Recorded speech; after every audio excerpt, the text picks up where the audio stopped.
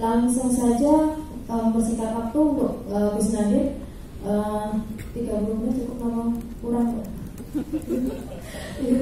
menit 30 menit kamu. Monggo waktu dan tempat kami persilakan.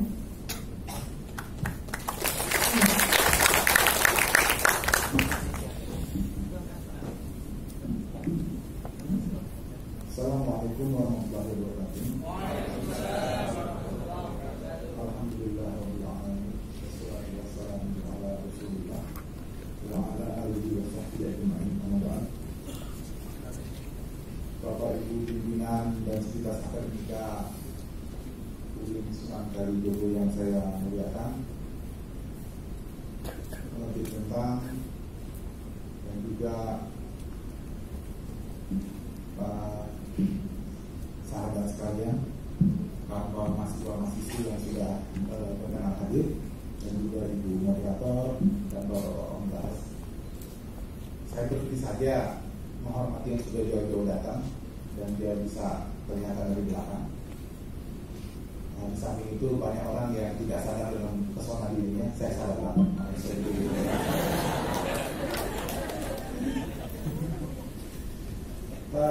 Alhamdulillah, ini saya juga baru pegang bukunya pagi ini, baru dapat itu saling sebelum sharing. Dan ini kumpulan tulisan yang selama ini saya posting di medsos atas usaha dari penerbit Tentang Pustaka, Mbak Nurjana Intan dan kawan-kawan. Alhamdulillah buku ini hadir. Jadi kalau bacanya di HP itu kan susah, mau sambil tiduran, mau bisa coret-coret kasih catatan. Tapi kalau sudah ada di buku begini, jadi lebih mudah kalau untuk membuat coret-coretan. Nah, pengantar dari saya untuk sebelum kita diskusi. Saya kesini dari Melbourne roadshow, jadi bukan hanya slang yang kalau bikin album itu roadshow, itu saya juga keluarkan buku jadi roadshow juga gitu ya. Jadi ada di 4 kota, Jogja, Solo, Semarang, dan Jepara. Dan ada 9 tempat yang saya harus isi diskusinya. Jadi ini hari pertama, jadi masih semangat, kelihatan masih kinclong, makanya dia masih muda tadi. Itu aja tadi. Nanti mungkin yang terakhir di kota terakhir Jepara, nggak tahu, tidak kasih sesuatu apa. Baik, sekarang ini dalam sekali pencet di layar smartphone sejumlah ajaran akhlak yang diajarkan oleh Nabi Muhammad SAW kita seringkali langgar seketika. Harus tabayun, kita nggak tabayun. Jangan gibah, rasanya nggak asik kalau di medsos nggak gibah, ngomongin orang. Jangan mencari-cari kesalahan saudaramu, wah itu kerjaannya netizen itu, mencari kesalahan. Jangan memberi label atau panggilan yang buruk, ya kayak bohong kampret. Jangan mudah mengkafirkan orang lain, itu paling seru itu ya. Apalagi kemarin juga ada yang nggak bisa membedakan kafir dengan kufar. Jangan menuduh saudaramu, jangan merusak kehormatannya dengan mempermalukan depan umum, jangan berdebat usir, jangan bersikap kasar, jangan bersikap sombong, jangan menganggap dirimu suci dan seterusnya. Itu sejumlah akhlak yang kita pelajari dari kisah-kisah teladan Nabi Muhammad SAW. Tapi entah kenapa sekarang di era medsos ini jadi berantakan semua. Nah, buku ini hadir kira-kira untuk merefresh kembali kisah-kisah, ajaran-ajaran, teladan yang sudah Nabi Muhammad dan para sahabat dan para ulama wariskan kepada kita. Ambil kasus soal hoax ya. Tadi ayat Qurannya sudah dibaca untuk bertabayun, terus juga asbabul nuzulnya juga sudah dijelaskan oleh Pak Kapolri kita. Tetapi satu fenomena menarik yang ini menunjukkan bahwa lebih parah situasi saat ini dibanding 15 abad yang lampau di masa Nabi Muhammad SAW. Jadi kalau ayat Quran tadi mengatakan jika ada orang fasik datang kepadamu membawa suatu berita, ya tabayun, cek dulu. Sekarang yang membawa berita yang gak jelas itu bukan hanya orang fasik, kayak orang alim, orang yang pakai sorban, pakai peci, pakai gamis, pakai sarung, ya. Dan kemudian dengan niat yang sangat baik sebetulnya, sejumlah kalangan dari mereka niatnya sangat baik ingin membela Islam, gitu ya, membela Al-Quran, atau dalam pemahaman dia ingin membela partai Allah, ya, ingin melawan setan, misalnya gitu ya. Jadi kita berusaha lah, niatnya mulia sebetulnya, gitu ya, sesuai dengan pemahaman mereka. Tapi kemudian ternyata menyebarkan sejumlah berita-berita yang tidak benar, gitu misalnya. Tadi pagi saya cek di Twitter misalnya, tadi malam ada berita talkshow masalah rencana undang-undang PKS, ya. PKS ini bukan Partai Keadilan Sejahtera, jadi jangan sensi dulu. Ini soal kekerasan seksual, gitu ya. Terus ada satu ustadz yang kemudian sebelumnya beredar viral dengan wajah mimik yang sangat sedih, terus kemudian menyerang pemerintah. Kenapa kemudian di rancangan undang-undang PKS itu pemerintah akan menjaga kontrasepsi, sehingga pada pemahaman dia dengan semangat membela ajaran agama Islam, gitu ya, akan ada seks bebas. Nah, karena itu dibilang kok bisa-bisanya seperti ini pemerintah membuat RUU PKS. Ternyata RUU PKS itu bukan pemerintah yang buat, ini masih dalam RUU, ini usulan dari DPR lewat Komnas Perempuan. Dan ketika dalam pasal tersebut ditanya di pasal berapa yang bilang kayak gitu, tidak bisa jawab karena memang nggak ada pasal yang mengatakan bahwa pemerintah mewajibkan untuk bergaya kontrasepsi. Ini kan sebuah hal yang sangat ironis sekali. Ketika sudah beredar video ceramah yang viral dan ketika di talk show diklarifikasi yang dimaksud itu di pasal berapa, kita sambil buka catatan gitu, ya nggak satu. Nah ini jadi persoalan besar gitu. Bagaimana niat baik, ya, untuk menjaga agar generasi muda tidak masuk ke dalam jurang free sex, itu sebuah yang nilai yang bagus, yang mulia, dan kita semua sepakat begitu. Tapi kemudian bisa terjerumus dalam penyebaran berita hoax, tidak saring sebelum sharing. Nah, ini yang saya bilang zaman sekarang sudah lebih parah. Padahal dulu ulama itu sangat berhati-hati kalau menerima kabar, makanya ada ilmu mustalah hadis kan begitu. Jadi kita klarifikasi sanadnya, kita lacak sanadnya, kualitas perawinya, track recordnya, terus kemudian juga matangnya. Jadi ada ketik sanad, ada ketik matan, dibuat klarifikasi apakah ini sahih, apakah ini hasan, dhaif. Jadi tidak serta-merta ditolak kalau ada berita yang belum jelas, ya, ada kategori yang dibuat oleh para ulama, sangat hati-hati sekali para ulama. Dan sungguh begitu masih ada penyebaran hadis palsu, hadis maudhu, kan gitu. Padahal para ulama sudah menyusun berbagai kriteria itu. Nah sekarang apa perlu kemudian kita membuat ilmu mustalah medsos agar kemudian jadi jelas sanadnya, gitu ya, siapa kali yang men-share berita pertama dan juga kualitas yang men-share itu dan kontennya, matanya. Nah ini itu juga mungkin harus kita sekarang mulai pikirkan bagaimana membuat semacam kajian. Sudah mulai ada yang turn back hoax gitu ya. Jadi kalau ada berita-berita kemudian dikirim ke website, ada sejumlah kawan yang membuat itu dan mengecek. Sama juga dengan yang apa yang terjadi di buku ini, banyak sekali sejumlah netizen yang kemudian kirim ke saya potongan gambar terjemah hadis. Nah, terus tanya ke saya, ini hadisnya sahih atau enggak? Jadi pihak sebelah itu cukup hanya dengan men-screenshot terjemah hadis dan kemudian bisa menghakimi saudaranya, gitu ya. Dan kemudian netizen yang menerima itu ngeceknya ke saya. Bayangkan, saya harus bongkar sejumlah kitab. Nama-nama kerjaan saya itu gratis loh. Saya bongkar berjam-jam kitab hanya untuk menelusuri apa kata para ulama, sanadnya seperti apa. Terus kemudian statusnya itu sahih atau tidak. Kalaupun sahih, apa penjelasan para ulama tentang matanya?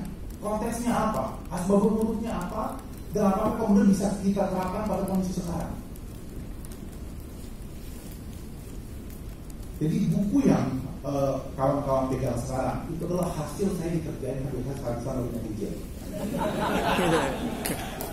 Jadi saya terpaksa kemudian membaca ulang riwayat-riwayat itu untuk kemudian disampaikan bagaimana sebenarnya. Dan itu terus sampai sekarang. Masih ada sekitar 5.000 email saya yang belum saya buka. Mukanya udah ngeri saya. Karena biasanya kalau saya buka begitu, saya merasa saya nggak jadi tidur kan. Dia terpaksa buka kita lagi, ajak lagi kan begitu kan. Tinggal keluarga aja yang ngomel gitu kan. Nah tapi juga menangani istri yang ngomel itu lain lagi. Nanti judulnya bukan sekali sebelum sharing. Ini masalah sarung.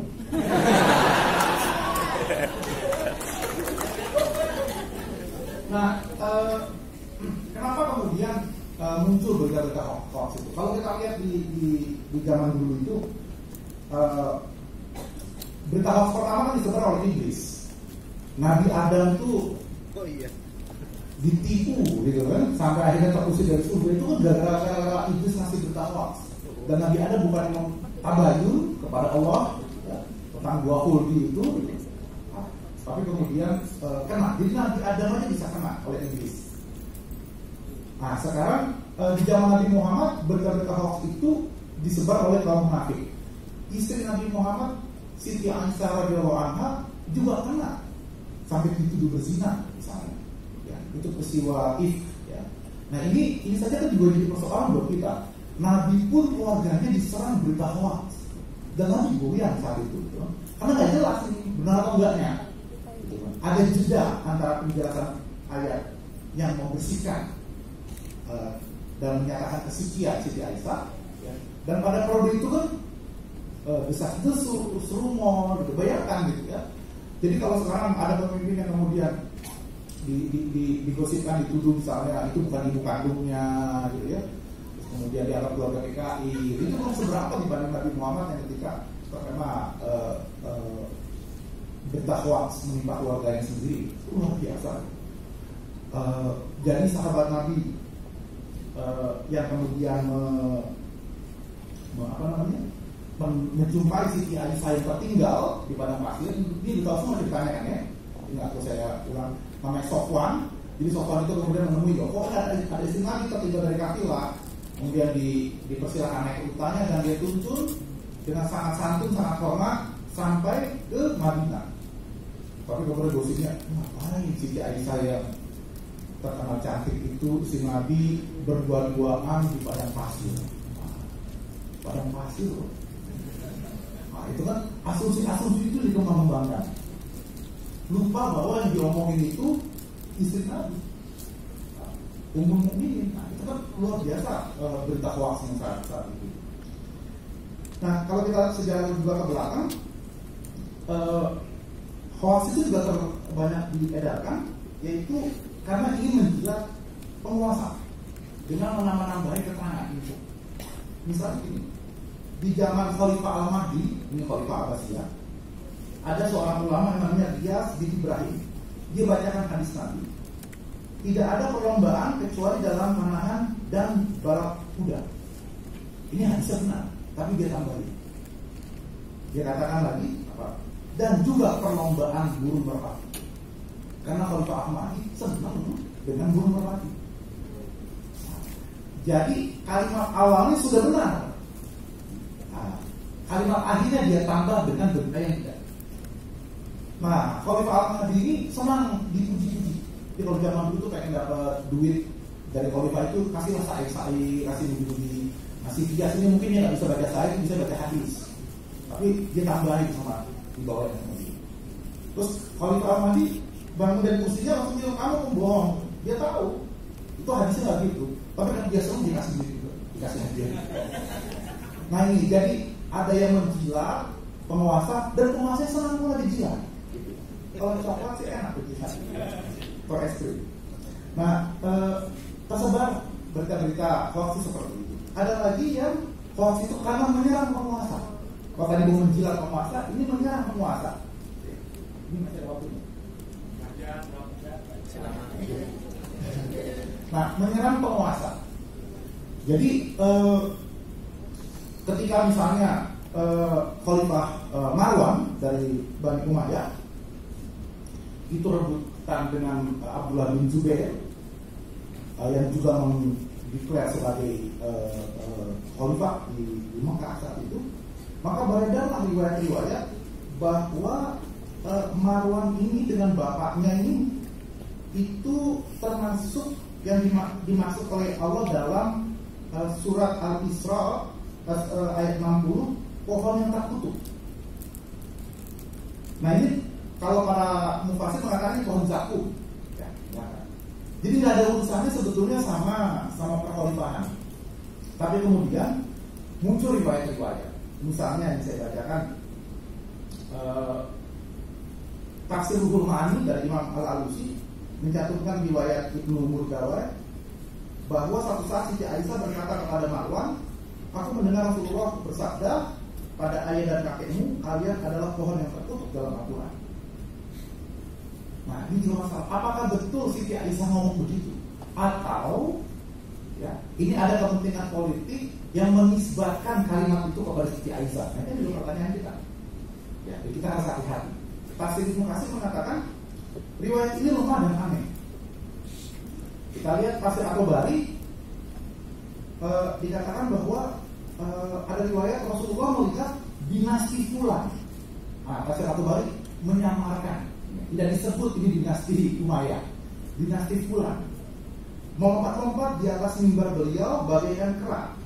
Perbuatan itu membuat beliau marah, sehingga sejak dari itu sampai wafat beliau tidak pernah berkumpul bersama jamaah sambil tertawa. Imam Tabari mengganti istilah Umayyah ini dengan Bani Fulan. Namun demikian beliau juga tidak menerima keabsahan riwayat ini. Ibnu Katsir mengatakan sanadnya tidak bisa diterima karena ada Muhammad bin Hasan bin Zubaidah yang diragukan kapasitasnya. Dan ulama lain mengatakan ini nggak nyambung. Kenapa? Karena Nabi itu berkhutbah di Madinah saat ngomong begitu, sementara surat Al-Isra 60 turunnya di Mekah. Tapi maksud saya, karena terjadi konflik politik saat itu, maka seperti kita tahu itulah hadis palsu. Jadi pasti seperti kondisi sekarang, ketika menjelang pilpres ini, gitu ya. Banyak sekali riwayat-riwayat yang satu mengagung-agungkan 01, yang satu kemudian menjelek-jelekkan 02. Sama itu. Kode keras. Nah, sekarang jadi ada yang karena dia ingin menjilat penguasa, ada yang karena ingin menyerang penguasa. Ada lagi hoax itu tadi nambahin hadis ya. Ada kalanya karena ini mengurangi teks hadis, hanya mengambil sepenggal dan kemudian digunakan untuk kepentingannya, yaitu soal sampaikanlah dariku meski satu ayat. Nah ini saya bahas di halaman 288. Berdakwah dan berfatwa hanya dengan modal satu ayat, itu tak pakai tanda tanya. Nah ini seringkali kita temui. Kalau orang tanya, maaf, sekadar mengingatkan, kemudian dia sampaikan satu ayat, begitu ya. Ya kalau cuma satu ayat, alif lam mim juga satu ayat. Hanya mungkin karena tahunya satu ayat. Tapi kalau kita cek hadisnya, ya, ini sebetulnya hanya diambil sepotong. Jadi disebut di sini di hadisnya, bisa dibacakan. Balighu anni wal ayat wa hadithu an Bani Israil wal haraj wa man kadzaba alayya muta'ammidan falyatabawwa maq'adahu minan nar.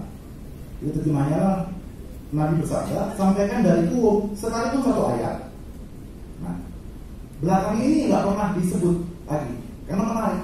Dan ceritakanlah apa yang kalian dengar dari Bani Israil, dan itu tidak mengapa, tidak berdosa. Dan siapa yang berdusta atasku dengan sengaja, maka bersiap-siaplah menempati tempat duduk di neraka. Jadi kalau hadis ini kita teruskan, tidak cuma balik ke ayat, maka menyampaikan berita dari orang Yahudi nggak masalah. Nah, habis ini saya bakal ceritakan jelas Nabi Sallallahu agen Yahudi itu. Nah, langsung viral gitu. Padahal hadis sahih, tapi karena dipenggal hanya awalnya saja. Padahal seterusnya. Nah, saya jelaskan di sini di buku ini apa yang dimaksud dengan balik dua ayat, terus kenapa kemudian disebut tentang Yahudi. Ya. Maka di sini kemudian saya simpulkan ini bahwa hadis ini sejatinya bicara soal penyampaian, penimbangan, dan akurasi informasi. Jadi sebetulnya tidak ada sama sekali dengan kaitan dengan konteks dakwah. Apalagi kalau kemudian bisa melakukan istinbat hukum hanya dengan satu ayat. Nah ini repot. Kalau ternyata ayat yang disampaikan itu ternyata sudah dimaksud gimana? Ini panjang urusan. Atau kalau ayatnya itu masih mujmal, apakah perlu ada? Apa kalau ayatnya masih am perlu kita taksis? Apa? Nah ini kaidah-kaidah ini semua yang teman-teman pelajari di Win Sunan Kalijogo. Yang kemudian teman-teman di medsos mungkin tidak sempat mempelajarinya. Nah saya kira pengantar dari saya ini dulu. Ya. Mudah-mudahan semangat dari buku ini untuk saling sebelum sharing, untuk kita kemudian berhati-hati menulis riwayat-riwayat hadis, untuk kita tidak jebak untuk menyebarkan berita-berita hoax atas nama niat yang baik. Jadi niat yang baik saja tidak cukup ternyata, karena kalau kemudian niat yang baik itu tidak didukung oleh kaidah-kaidah dari ilmu mustalah medsos, dan juga tidak didukung oleh ketelitian kita untuk menyaring informasi, maka yang terjadi tanpa sadar kita akan termasuk ayat dalam surat Al-Hujur ayat 6 tadi. Kita akan termasuk orang fasik yang menyebarkan berita-berita bohong. Saya kira demikian. Nanti mudah-mudahan kita bisa mendengarkan masukan-masukan, feedback, kritikan, saran dari dua orang pemuda kita, dan juga saya itu kita bisa diskusi. Dikurangnya mohon maaf. Wassalamualaikum warahmatullahi wabarakatuh.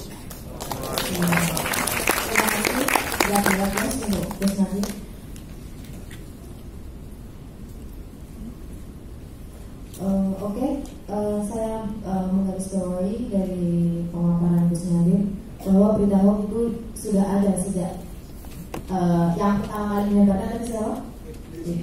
Jadi kita jangan meniru, gitu kan? Jangan meniru iblis. Kita meniru ulama-ulama terdahulu yang punya tradisi mensaring berita, dalam hal ini hadis. Jadi keakraban hadis, jadi ada kritik sana, kemudian terakhir ada kritik matan, kemudian bicara watak dan sebagainya. Kita tahu apakah siko dobina itu. Jadi ada sinkron antara. Jadi kita ketika menerima berita juga harus memposisikan berita itu sebagai misalnya hadis zaman dulu. Jangan sampai ada hadis-hadis palsu. Nah, berarti di sini jadi sekarang jangan sampai ada berita-berita palsu. Nah, seperti yang saya tangkap seperti itu. Silakan.